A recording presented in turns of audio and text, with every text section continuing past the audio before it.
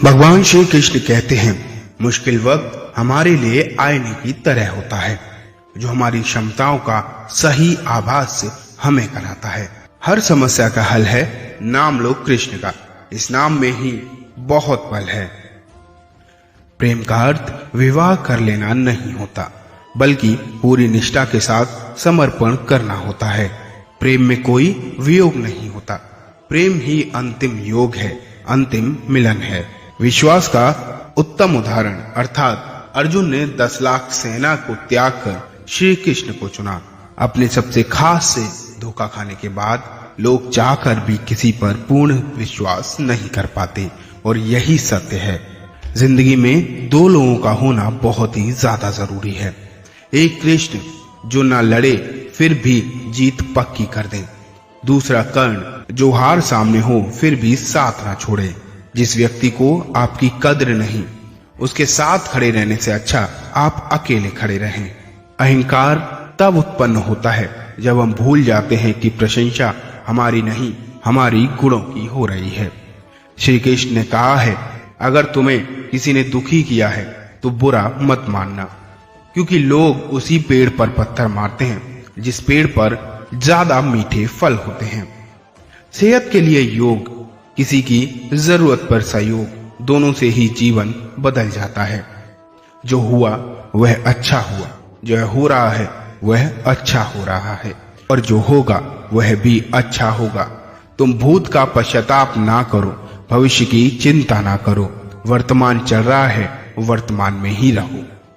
व्यक्ति जो चाहे बन सकता है यदि विश्वास के साथ इच्छित वस्तु पर लगातार चिंतन करता रहे। यह सच बात है कि भूल करके इंसान कुछ ना कुछ जरूर सीखता है, परंतु इसका मतलब यह नहीं कि जीवन भर भूल ही करते रहें और कहें कि हम अभी सीख रहे हैं। जो रास्ता ईश्वर ने आपके लिए खोला है उसे कभी कोई भी बंद नहीं कर सकता। जब आप दूसरों के लिए अच्छा चाहोगे तो वह अच्छी चीजें आपके जीवन में भी वापस जरूर आएंगी, और यही प्रकृति का नियम भी है। निर्बलता अवश्य ईश्वर देता है, परंतु मर्यादा मनुष्य का मन खुद निर्मित करता है। धर्म केवल रास्ता दिखाता है, लेकिन मंजिल तक तो कर्म ही पहुंचाता है। सदैव संदेह करने वाले व्यक्ति के लिए प्रसन्नता ना इस लोक में है और ना ही कहीं और। इंसान के परिचय की शुरुआत भले ही उसके चेहरे से होगी, लेकिन उसकी संपूर्ण पहचान तो उसकी वाणी से होगी।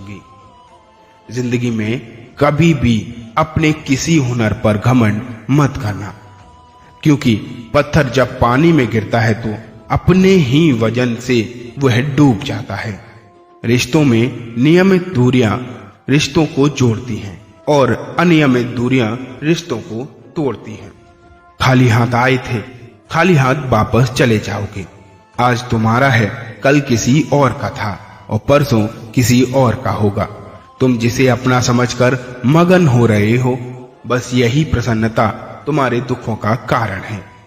यदि कोई व्यक्ति प्रेम से, भक्ति से पुष्प, फल, जल भी मुझ पे चढ़ा दे तो मैं उस भाव को भी स्वीकार कर लेता हूँ, वह मेरा प्रिय भक्त हो जाता है।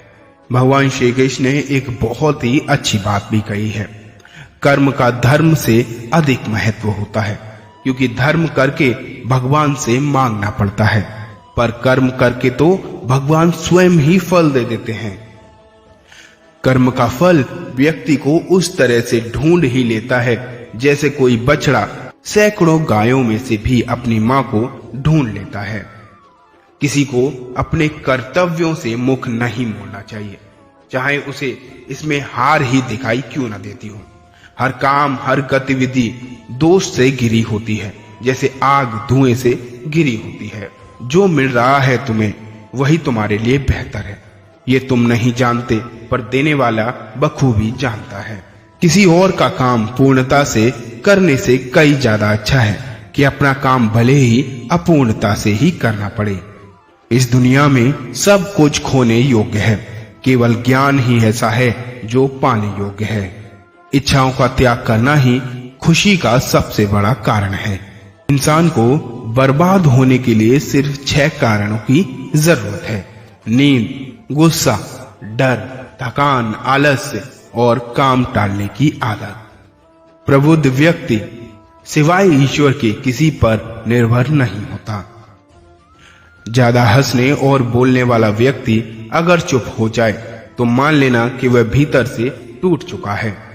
जो दूसरों की तकलीफों को समझते हैं, जिसमें दया है, दिल से अच्छे हैं, उन्हें दोबारा जन्म लेना नहीं पड़ता।